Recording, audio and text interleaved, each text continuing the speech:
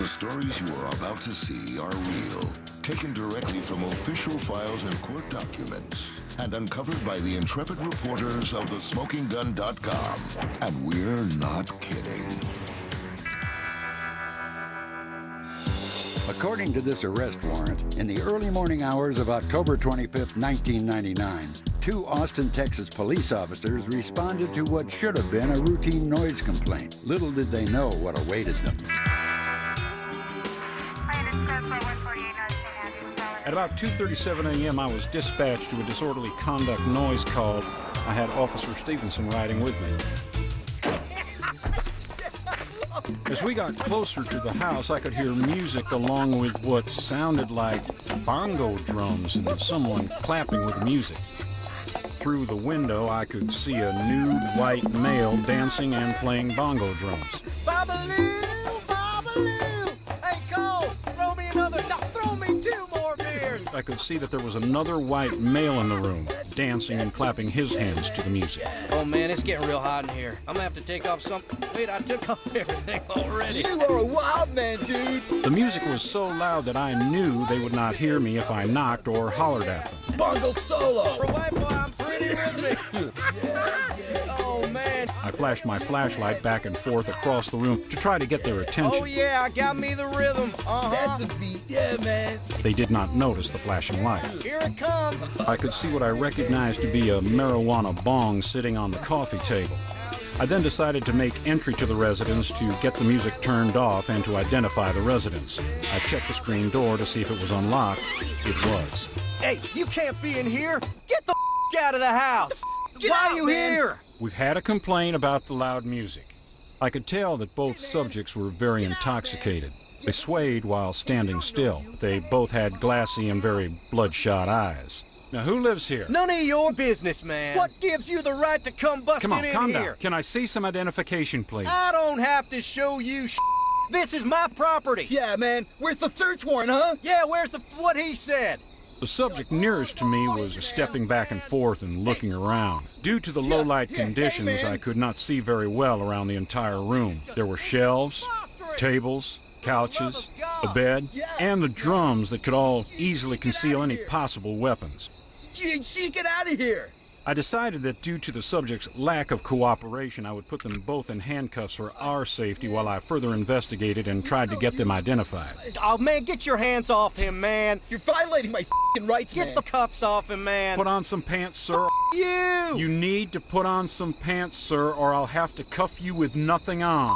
You! Sit down on the Oh, ground. man, I can't I'm believe not this going is to tell happening in you my own again. house. Sit down. You're under arrest for possession of drug paraphernalia. This is my house. My name is Matthew McConaughey. Yo, man, this is bull. No, this is bull. When we got to the wrought iron gate, he put his left foot up against the door jamb and shoved backwards very hard. And the other officer had to grab McConaughey's right arm in order to catch us both from falling. Please, get inside. I had to use my knee to bend his body backwards into the unit. McConaughey was booked into jail for resisting transportation. You! The following month, prosecutors agreed to drop all serious charges against Matthew McConaughey. McConaughey agreed to pay a $50 fine for violating the local noise ordinance.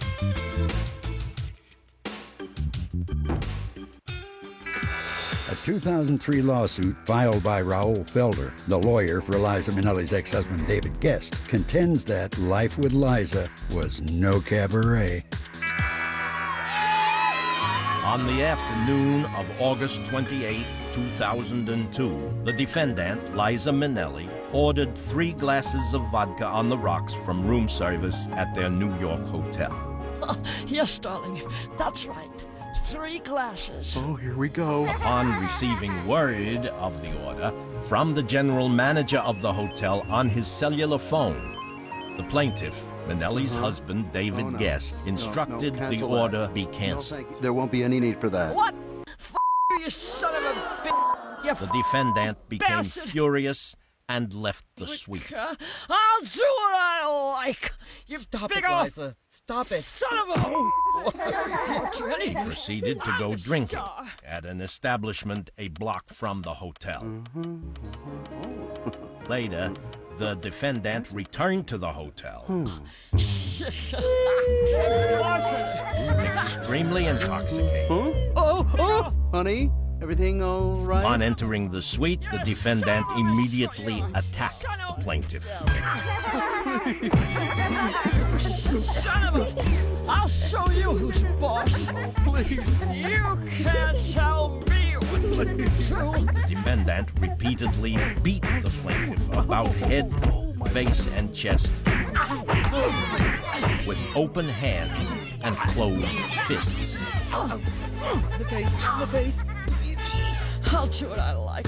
I'll drink if I like. Why? Up yours, buddy. The defendant then went into a second bedroom used as a makeup and wardrobe room for defendant's clothes. He started calling frantically for Stephen Benane, the plaintiff's production manager. Stephen! Where are you, darling? Where are you? Coming, Liza. I'll be right there.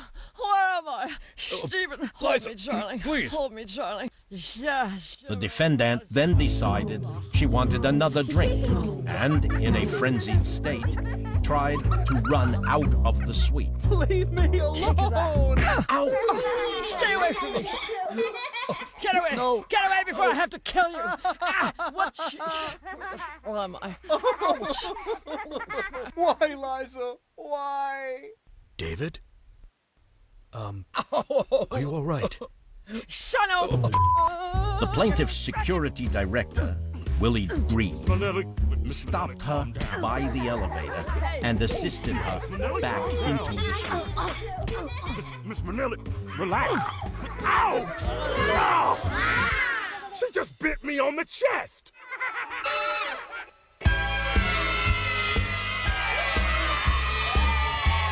Oh, no. Ow! In November 2003, Liza hit David with a countersuit, claiming, among other things, that he stole money from her and constantly berated her in public.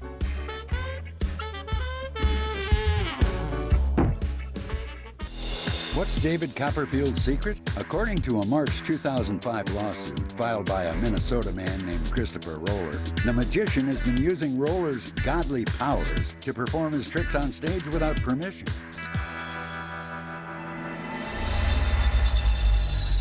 David Copperfield has been using my godly powers to perform his magic. This is a labor dispute in accordance with Minnesota Statute 179.06 for past/future commission compensation. My website explains my life and my journey to godliness. I believe David Copperfield has been using my godly powers to perform his magic. We've all seen clips of UFO videos. They dance around the sky at the speed of thought. So we know godly powers can coexist on planet Earth. I believe magicians have been granted godly powers by me somehow, but they've been keeping it a secret and keeping the credits from me. If David has godly powers, then he must be using my powers. I've politely asked David via email to show me how his tricks are done with no response. If godly, I want back pay compensation, 10% past/future career earnings, estimating 10% of past career earnings of over $50 million. Signed, Christopher Roller. While Roller waits for his suit against Copperfield to be resolved, he has other tricks up his sleeve. In June 2005, he filed a similar lawsuit against another famous magician, David Blaine. Along with a multi-million-dollar salary, Sharon Stone once required so much stuff when she filmed a movie that her perk list covered 5 pages. Sharon Stone requires the following: a $3,500 a week per diem, first-class travel if a private jet isn't available, exclusive makeup artist, hairdresser, wardrobe person, and stand-in, 2 exclusive assistants to be designated by Sharon, one of whom is also a trainer, 3 nannies, 24-hour armed bodyguard, second bodyguard approved by Sharon if she requires, right to approved caterer, or Sharon to be provided with a personal chef acceptable to her, a presidential suite with 2 bedrooms, first-class exclusive pop-out motorhome, and first-class amenities, and no one's received better facilities. 2 separate trailers to be approved by Sharon for her exclusive use for her makeup and hairstyling and for her nanny and baby. First-class car with an exclusive non-smoking driver to and from the set. First-class convertible sedan for Sharon's personal use. Rental car for makeup artist, hairstylist, and wardrobe person. Invitations to the celebrity premiere for Sharon's assistant, publicist, bodyguard, makeup artist, and hairstylist. Right to retain all wardrobe, including duplicates and jewelry, unless rented. A Pilates Cadillac for exclusive use. And no cigars may be smoked on set.